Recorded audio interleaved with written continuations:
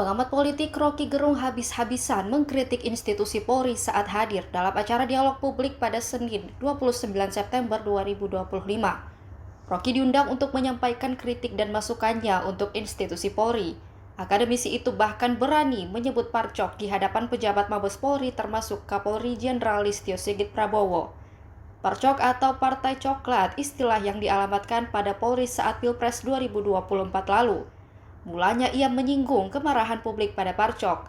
Menurutnya, sejak awal tidak ada reformasi kepolisian, tapi hanya pemisahan antara tentara dan polisi.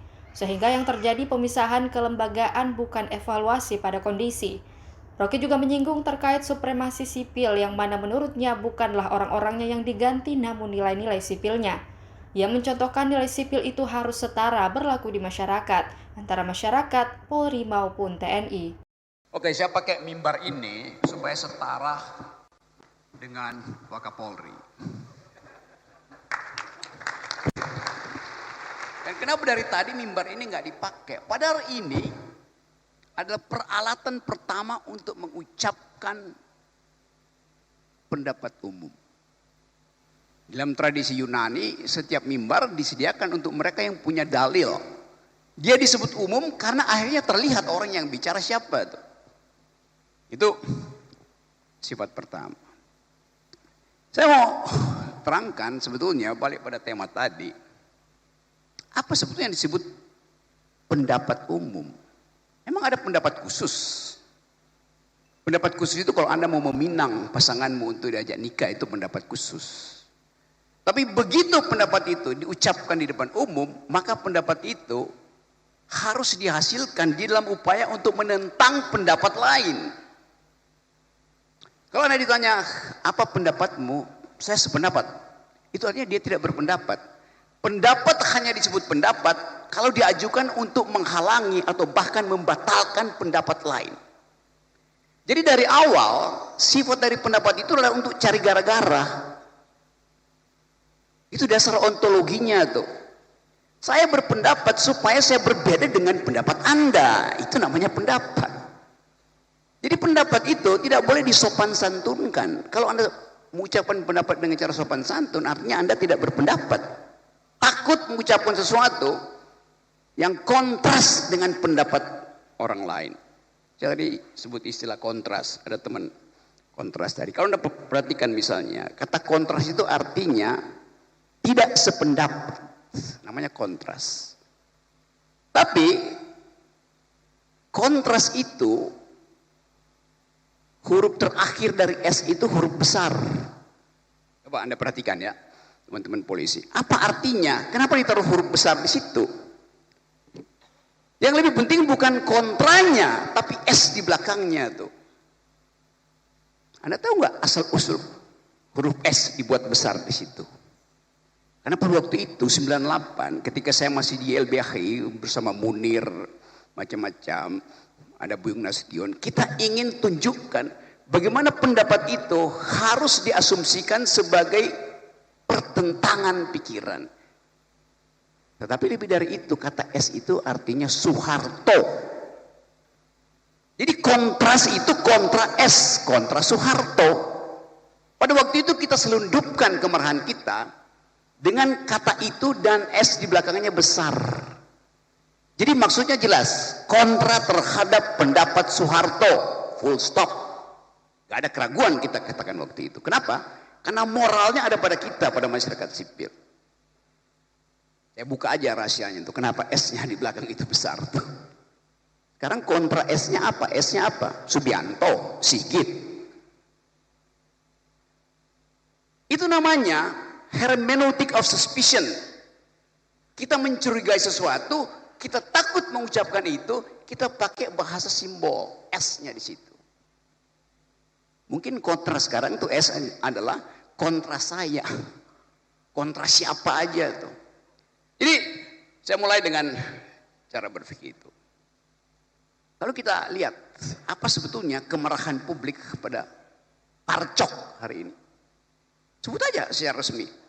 Kenapa publik marah pada Parcok? Bahkan marah pada oknum gitu. Absurd. Kita coba lihat bagaimana sebetulnya proses yang kita sebut sebagai reformasi kepolisian. Tidak pernah terjadi reformasi. Yang terjadi pemisahan antara tentara dan polisi pada waktu itu. Yang terjadi adalah pemisahan kelembagaan, bukan evaluasi terhadap kondisi. Sebentar Bung Rocky, Pak Waka, isi dan judul di luar tanggung jawab moderator ya.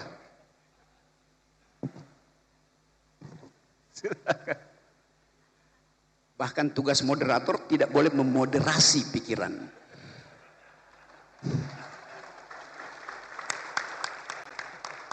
Tugas moderator hanya menjaga tata tertib, bukan menjaga pikiran.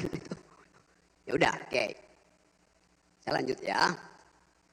Waktu kita mulai membayangkan kita mau pergi pada demokrasi, urusan pertama kita adalah siapa yang mengganggu demokrasi? ABRI 98 yang mengganggu, menghalangi demokrasi. Siapa itu ABRI? Tentara dan polisi. Bayangkan misalnya, saya di YLBHI, setiap kali kita diskusi, orang dari Kramat 5 itu datang, masuk ke ruangan Adam Malik di YLBHI, dia berdiri di atas meja, naik di atas meja. Demi undang-undang saya batalkan, saya bubarkan diskusi ini. Pada waktu itu masih mengucapkan demi undang-undang. Pada waktu itu polisi masih sama dengan tentara. Saya tahu Kasat Reskrim apa waktu itu namanya adalah Tito Karnavian. Jadi saya kenal Pak Tito dari awal. Tetapi pada waktu itu pengenalan kita anggap bahwa institusi buruk, bukan personalnya yang buruk. Karena ada orang yang maki-maki Pak Tito tuh. Hari maki-maki Tito. Kenapa? Tidak kita biasakan untuk mengevaluasi kondisi yang menyebabkan kepolisian sekarang itu dibenci oleh rakyat. Lalu kita dalami perlahan-lahan. Waktu terjadi reformasi, polisi dipisahkan dari tentara, tentara disuruh balik ke barak, polisi betul-betul jadi aparat Kamtibnas. Tapi itu adalah reformasi.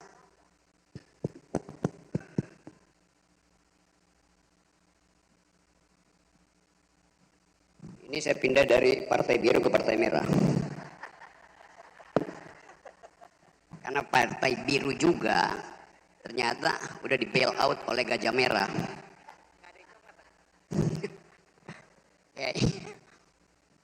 Dari mana tadi ya? Jadi yang terjadi adalah reformasi kelembagaan. Terjadi reformasi, tidak terjadi transformasi. Lembaganya dipisahkan, tetapi value-nya tidak ikut tertransformasi. Tadi dikatakan polisi harus kembali pada prinsip supremasi sipil. Itu juga salah. Yang mesti supreme itu bukan orang sipilnya, tapi nilai-nilai sipil.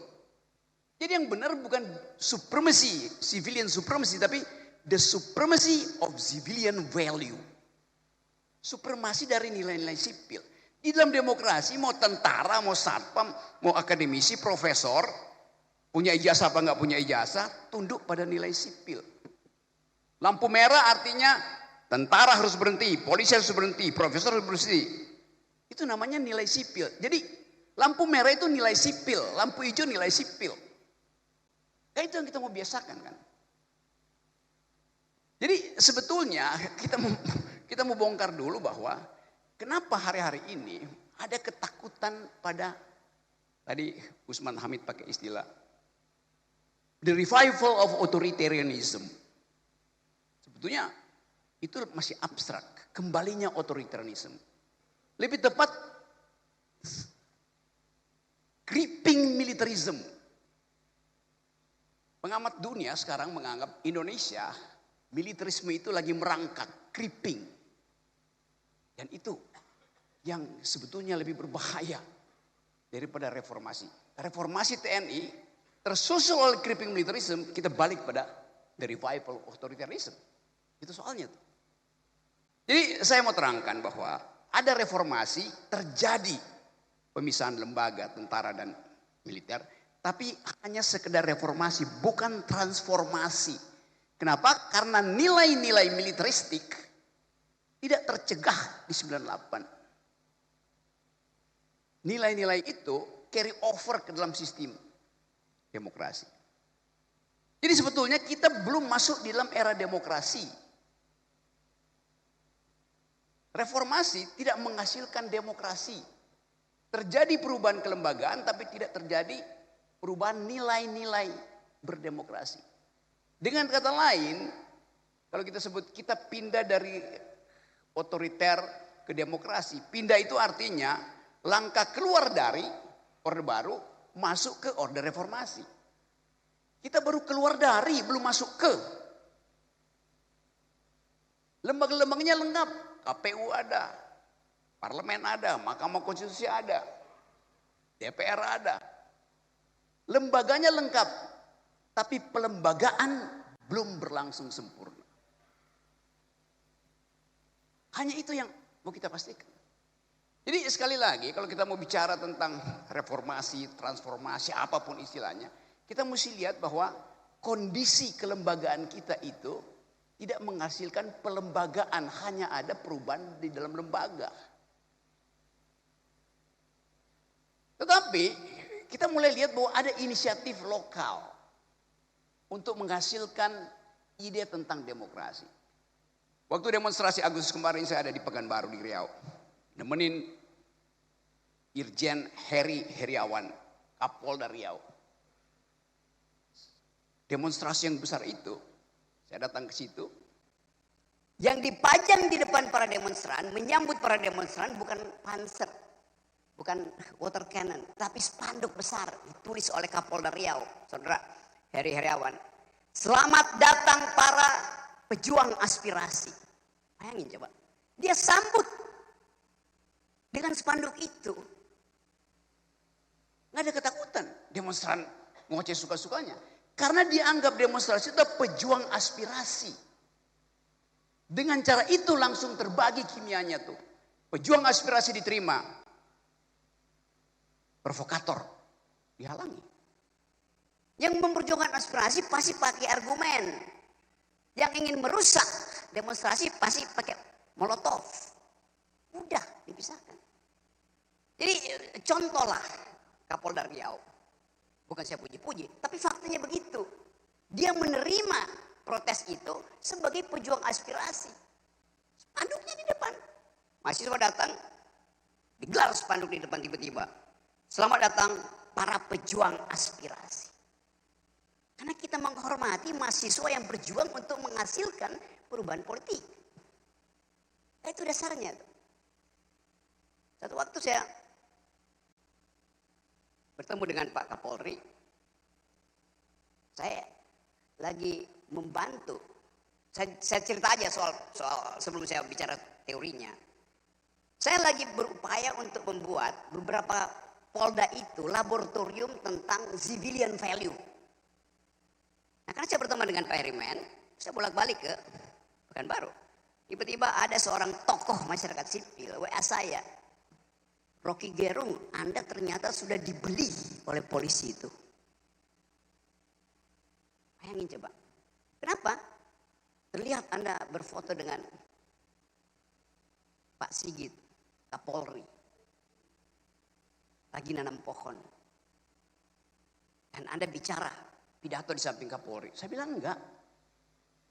Pak Sigit tidak di samping saya, dia di belakang saya. Kenapa enggak dibalik bahwa saya yang membeli Kapolri, bukan saya yang terbeli. Karena saya nyusun kurikulum tentang hubungan antara polisi dan lingkungan yang disebut green policing yang dipromosikan oleh Kapolda Riau. Jadi bayangin, masyarakat sipil pun mencurigai aktivitas masyarakat sipil karena dia nggak paham bahwa lebih banyak orang yang mati karena kerusakan lingkungan daripada yang mati di jalan raya. Itu soalnya. Jadi kepicikan aktivis masyarakat sipil juga ada karena kecengengan, nggak bisa berpikir. Kalau saya kritik, saya juga kritik lingkungan saya yang mencurigai hubungan antara aktivis, dosen, jurnalis dengan kalangan kepolisian. Rocky Gerung sudah terkooptasi oleh Kapolri. Lo dalam isu lingkungan terbalik. Pak Sigit terkooptasi oleh isu lingkungan yang saya buat. Begitu dong fairness-nya tuh. Jadi kita lihat bagaimana kepicikan itu ada di dalam bahkan masyarakat kita. Dan itu terjadi karena satu hal. Di belakang kepala kita, di belakang kepala mak-mak, di belakang kepala para dosen, kepala jurnalis, ada isu yang unexplainable, unspeakable. Yaitu soal fufu-fafa dan soal ijazah palsu. Itu yang jadi background kemarahan publik yang tidak mungkin dia ucapin. Karena menunggu kepastian isu ini sampai di mana tuh. Kita bikin riset, saya bikin riset, isu ini akan ada di semester ke depan masih ada di situ.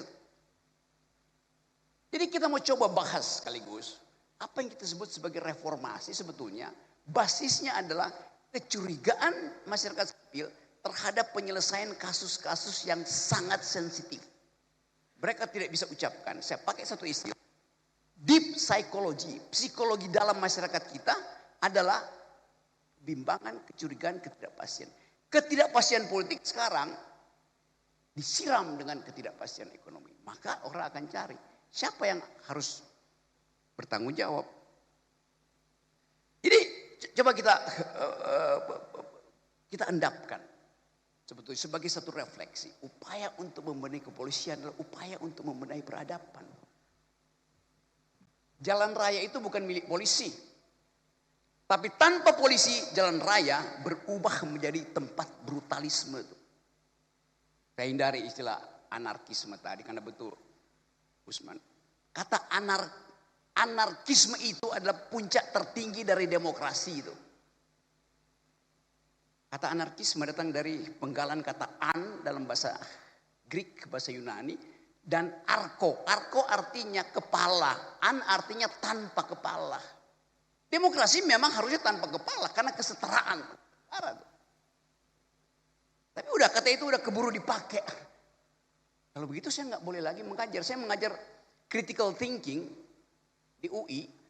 Di dalamnya saya mengajar dua cara berpikir kritis. Satu Marxisme, dua anarkisme. Marxisme adalah kritik terhadap arogansi kapital. Anarkisme adalah kritik terhadap arogansi kekuasaan. Dua-duanya bermutu untuk menghasilkan demokrasi. Tapi kata itu udah mengalami pejorasi sehingga you anarki, you anarko. Lo itu kata yang bagus. Anda Marxis. Lo itu kata yang bagus. Karena diajarkan berpikir kritis itu. Membongkar ekonomi tanpa pengetahuan Marxisme nggak ada gunanya. Membongkar kekuasaan tanpa pengetahuan anarkisme nggak ada gunanya. Jadi itu pentingnya kita belajar bersama-sama di sini. Tapi itu hanya mungkin dilakukan kalau ada persahabatan antara polisi dan masyarakat sipil. Polisi membutuhkan organic partner, partner yang organis. Partner yang ada dalam satu ekologi, yaitu masyarakat sipil. Tentara tidak memerlukan masyarakat sipil. Tentara hanya bekerja melalui komando. Polisi tidak begitu. Polisi dalam meritokrasi, fungsi mendahului komando. Sebaliknya dalam militer, fungsi itu disebabkan karena ada hierarki komando. Polisi fungsi mendahului komando. Yes. Bisa jelaskan mungkin Bung Rocky? Anda kalau punya poin, pangkatmu itu 3 balak, bisa bertengkar dengan yang 3 bintang. Supaya terlihat betul-betul penguasaan tentang situasi. Reserse yang diperiksa teroris itu boleh kasih poin menentang pendapat dari komandannya. Kan begitu Pak. Tapi dalam kita nggak mungkin begitu. Kalau sudah kan prinsip military efficiency, bila Anda telah membidik, jangan ragu. Kalau masih ragu, tarik picunya. Polisi nggak bisa begitu. Di dalam polisi diskusi itu mesti berlangsung. Karena itu fungsi mendahului komando. Itu nilai dalam kepolisian begitu. Tidak mungkin komando itu dipakai untuk mengaktifkan fungsi. Bagaimana mungkin Kapolri membatalkan fungsi reserse dari seorang petugas di lapangan, nggak bisa. Karena keahlian dia itu adalah mengintip potensi bahaya. Lapor aja, diskusikan. Itu kan dalilnya begitu. Karena kita sama-sama hidup di dalam satu iklim yang memungkinkan kita bertengkar di dalam sistem demokrasi. Kecuali kita hidup di dalam the republic of fear. Yang setiap kali ada ketakutan, maka minta jaminan polisi. Dengan kata lain, rasa nyaman harus mendahului rasa aman. Itu ide Kamtipmas. Saya merasa aman karena kampung saya di setiap gang ada satu kompi brimob. Memang saya rasa aman. Tapi saya tidak merasa nyaman. Itu soalnya. Kalau keadaan perang, rasa aman harus mendahului rasa nyaman. Dalam keadaan harmoni demokrasi, rasa nyaman mendahului rasa aman. Dan itu tugas kepolisian. Gak mungkin saya rasa aman kalau di mana-mana saya lihat ada Kopassus di situ. Gak bisa, saya gak akan aman. Karena saya tahu setiap saat dia bisa kokang senjata. Kayak kemarin kasus demonstrasi di Glodok itu, tentara berkeliaran di situ. Gak ada yang rasa nyaman di situ. Rasa aman diproduksi karena saya tahu di belakang saya ada senjata. Rasa nyaman diproduksi karena saya tahu di belakang saya ada polisi. Kenapa? Saya bisa bercakap-cakap dengan polisi. Kenapa? Kita satu grammar. Polisi itu adalah masyarakat sipil yang dipersenjatai untuk melakukan tadi tindakan terakhir itu represi. Tapi sebelumnya diskresi polisi itu selebar demokrasi itu. Jadi bagus betul kita bicara di sini hanya untuk menerangkan bahwa negeri ini memerlukan dikembalikannya civilian value, nilai-nilai sipil, bukan orang sipil. Banyak orang sipil yang pikirannya militeristik kok. Dan bisa lebih militer dari tentara tuh. Tetapi demokrasi dan polisi hidup bersama dalam ekologi the supremacy of civilian value. Jadi itu yang menerangkan kenapa kalau kita tiba pada semacam keinginan bersama, kita akan katakan bahwa reformasi polisi itu sudah berlangsung pertama di dalam tahap pemisahan kelembagaan. Tahap kedua adalah transformasi nilai. Dari nilai-nilai yang militeristik di Orde Baru, pergi pada nilai-nilai civilian value di era sekarang. Era ketika seluruh nilai global itu mengalami turbulensi itu. Apa nilai baru sekarang? Nepalisme. Dan seluruh dunia akhirnya mengakui bahwa suara netizen bisa membatalkan suara parlemen. Ada problem dengan hak asasi manusia. Apakah anak muda Nepal yang mencemplungkan Perdana Menterinya ke dalam sungai, dia melanggar hak asasi manusia? Jawabannya? Pasti Ya. dianggap melanggar.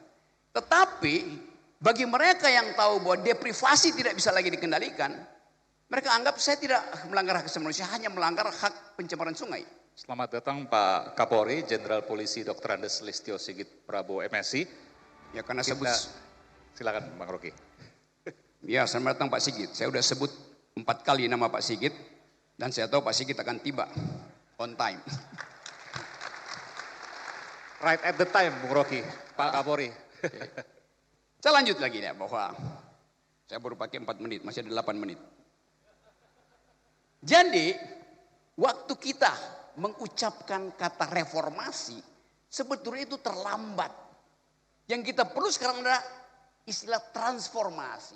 Setelah lembaga polisi dan militer dipisahkan, sekarang nilai kesipilan itu kita transformasikan ke era ketika seluruh dunia mengalami bahkan bukan lagi transformasi tapi Pak Magnis istilahnya itu transvaluasi kata Nietzsche.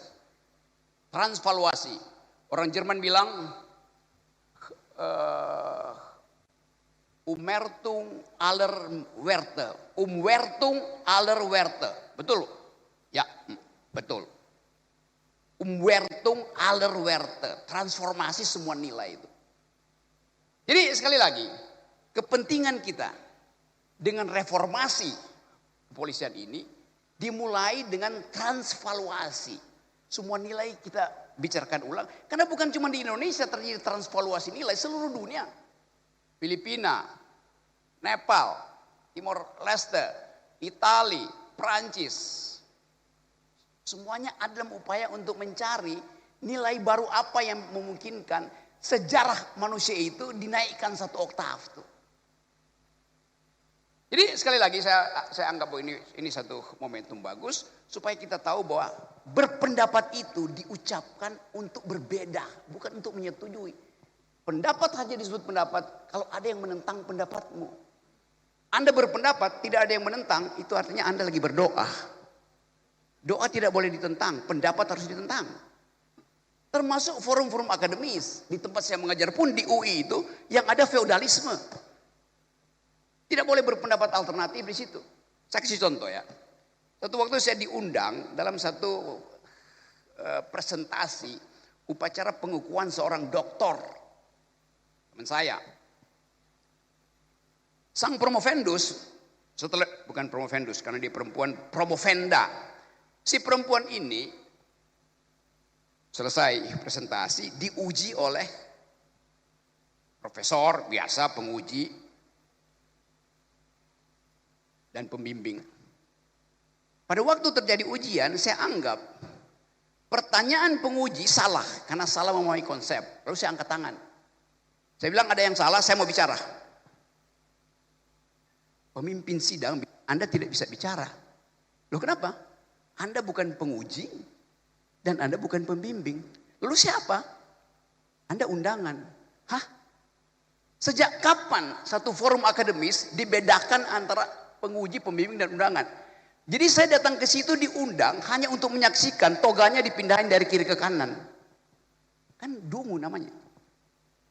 Semua forum akademis, siapa yang diundang di situ berhak mengajukan dalil atau membantah dalil. Itu tradisi akademis begitu.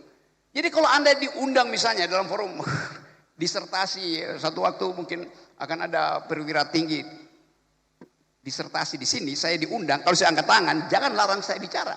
Karena Anda undang saya bukan untuk nonton seremoni, Anda undang saya untuk memperhatikan logik, metodologi, dan pembicaraan dari isi disertasi itu. Semua orang yang diundang dalam forum akademis berhak untuk membantah dalil akademis. Kita biasakan itu dari PT IKA misalnya. Bukan cuma penguji yang berhak untuk bicara, siapapun yang ada di ruangan itu, dia adalah makhluk akademis. Dia mesti. Itu yang namanya kebebasan berpendapat. Supaya kita bisa, ujian paling bermutu itu ujian eksternal, bukan ujian internal. Sama seperti akuntansi. Akuntansi itu audit eksternal, lebih bermutu daripada audit internal. Demikian juga kalangan kepolisian tuh. Audit masyarakat sipil terhadap kepolisian lebih bermutu daripada audit internal yang dilakukan oleh fungsi-fungsi keirjenan di sini. Nah ini sebetulnya kita lagi audit eksternal tuh, itu intinya. Tetapi sekali lagi audit di dalam urusan demokrasi harus basisnya argumen, bukan sentimen. Ngapain mengaudit polisi dengan sentimen? Auditlah dengan argumen. Force of the better argument, itu dasarnya tuh. Jadi sekali lagi saya percaya bahwa pertemuan kita di sini untuk mengaudit kepolisian dengan dua prinsip. Satu, sudahkah kepolisian menyempurnakan proses reformasi dengan mentransvaluasi nilai-nilai di dalam dirinya sendiri? Apa nilai polisi? The supremacy of civilian value. Itu yang pertama. Yang kedua, di dalam keadaan global politics yang betul-betul turbulen, kepolisian lebih mampu untuk menghasilkan pikiran-pikiran akademis daripada lembaga yang lain. Karena dunia yang berubah ini memerlukan pendekatan akademis akhirnya, bukan pendekatan komando. Kalau kita mau berdamai, kita mesti ajukan argumen perdamaian, bukan menambah senjata tuh. PBB dirancang untuk menghasilkan perdamaian setelah Perang Dunia Kedua. Maka kita semua, setiap bangsa kontribusi pada PBB supaya dana perdamaiannya bisa dipakai ketika ada konflik. Oke. Sekarang kita hitung. PBB dana perdamaiannya 8 miliar dolar. Buat menjaga perdamaian. Tetapi dana militer sedunia hari ini 18 triliun dolar. Artinya pasti akan ada perang. Kenapa? Dana perlombaan senjata lebih besar 1000 kali lipat daripada dana perdamaian. Logiknya begitu tuh. Jadi kalau kita produksi ide perdamaian, ide kesosialan manusia, ide yang dihasilkan oleh peradaban masyarakat sipil, Indonesia bisa jadi proponen pertama untuk mengatakan bahwa kami paham tentang imperialisme, kami paham tentang kekerasan. Karena itu kami menginginkan ada perdamaian. Perlihatkan postur kepolisian mendahului postur militer. Karena dunia menganggap bahwa hanya dengan postur kepolisian, junto postur masyarakat sipil, dimungkinkan percakapan tentang perdamaian itu bisa dihasilkan. Oh ya, tapi pemimpinnya militer, Pak Prabowo militer. Mari kita kepung Pak Prabowo itu dengan nilai-nilai sipil. Karena kemarin dia bicara di PBB dengan nilai-nilai sipil. Sementara seseorang yang datang dari tradisi sipil yang memimpin negara demokrasi terbesar Amerika pakai nilai-nilai militeristik. Kan di situ kontrasnya tuh. Jadi sekali lagi, negeri ini didirikan berdasarkan kemampuan berargumentasi. Para pendiri negeri ini, bangsa ini adalah mereka yang mampu berargumen secara akademis. Haji Agus Salim, nggak ada yang bisa lawan Haji Agus Salim kalau lagi bikin retorika. Nggak ada yang bisa lawan ketajaman Sultan Syahrir dalam diplomasi. Nggak ada yang bisa lawan Soekarno dalam upaya untuk mengingat-ingat sejarah kolonialisme. Nggak ada yang bisa lawan Natsir kalau mendalilkan hubungan antara Islam dan demokrasi. Negeri ini dihasilkan oleh kaum yang berpikir. Kenapa sekarang kita dikuasai oleh para baser? Itu masalahnya kan. Jadi sekali lagi saya mau ucapkan ini dengan lantang bahwa selamat datang kepolisian di wilayah supremasi nilai-nilai sipil. Inti dari nilai sipil adalah bertengkar. Pertengkaran itu memajukan pikiran. Tetapi sekali lagi tentu ada batas yang memang diatur undang-undang. Tapi jangan tambahkan keterangan lain pada undang-undang yang mengatur kebebasan berpendapat. Ada aturan tambahan. Iya, aturan itu harusnya membuat kebebasan berpendapat itu makin lama makin bagus, bukan makin lama makin tersingkir. Jadi sekali lagi hanya ada satu lembaga yang mampu punya diskresi selebar demokrasi, yaitu kepolisian. Nah, diskresi itu yang memungkinkan saya bersahabat dengan Pak Sigit, bersahabat dengan Pak Herimen, bersahabat dengan Pak Agus di sini dan semua, Pak Silitonga segala macam. Jadi demi percakapan akademis kita mungkin perbanyak pertemuan semacam ini. Di dalam lingkungan yang kita pastikan bahwa kita bisa mengembalikan persatuan Indonesia berdasarkan demokrasi, bukan berdasarkan feodalisme. Sekali lagi, selamat berjumpa dalam pertukaran pikiran. Dan sekali lagi, pikiran yang dipertukarkan karena dia dipertentangkan. Pikiran hanya disebut pikiran kalau dia dibantah oleh pikiran yang lain. Terima kasih. Download Tribun X sekarang. Menghadirkan lokal menjadi Indonesia.